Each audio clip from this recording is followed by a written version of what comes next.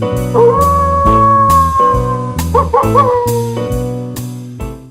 talking about werewolf movies, one would be remiss not to include Universal Studios' iconic 1941 film, The Wolfman. There had been werewolf movies before it, but nothing that cemented itself in pop culture quite like this one. The film follows Lawrence, aka Larry Talbot, played by Lon Chaney Jr., who has just returned home under unfortunate circumstances. His brother has died, and now he needs to prep to inherit the family estate from his father, who is played by Claude Rains. But anyway, Larry ends up setting up a telescope for his father, which leads to him spying on a woman named Gwen through her bedroom window. Yuck. Anyway, so he gets a hubba chubba and decides to go down to the store that her room sits above. He strolls in and requests a pair of earrings just like the pair she had been wearing, only upstairs. This gives her the correct impression that this guy is a creep. He buys a walking stick that has a silver handle in the shape of a wolf, and then is escorted out of the shop, insisting that he's gonna take her out tonight and that he'll be back at 8 despite several no's given to him in return. Well, he returns when she's off work and tags along with her and her friend as they go to have their fortunes told by travelers who come into the town. They use the G word a lot in this movie.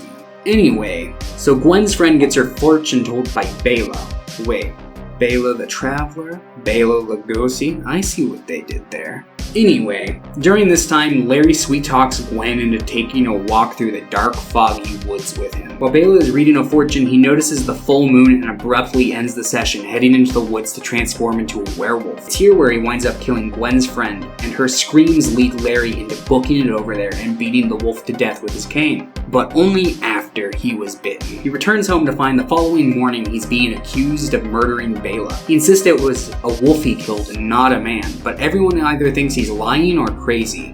So he's basically shunned by the whole town who thinks he's getting away with murder. He begins to notice a pentagram scar that has formed on his hand, and on the night of the full moon he blacks out to awaken the next morning to find animal tracks leading into his bed. He fears that he has become a werewolf, while the detectives investigating the case just think he's crazy.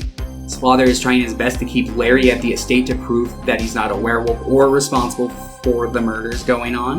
But yeah, this movie is pretty basic, and Larry is kind of a creep, but aside from that, the film manages to be decently enjoyable. My favorite thing about it is probably either the makeup on the Wolfman or the atmosphere. There are a lot of scenes that take place in this dark, foggy woods, and it looks great.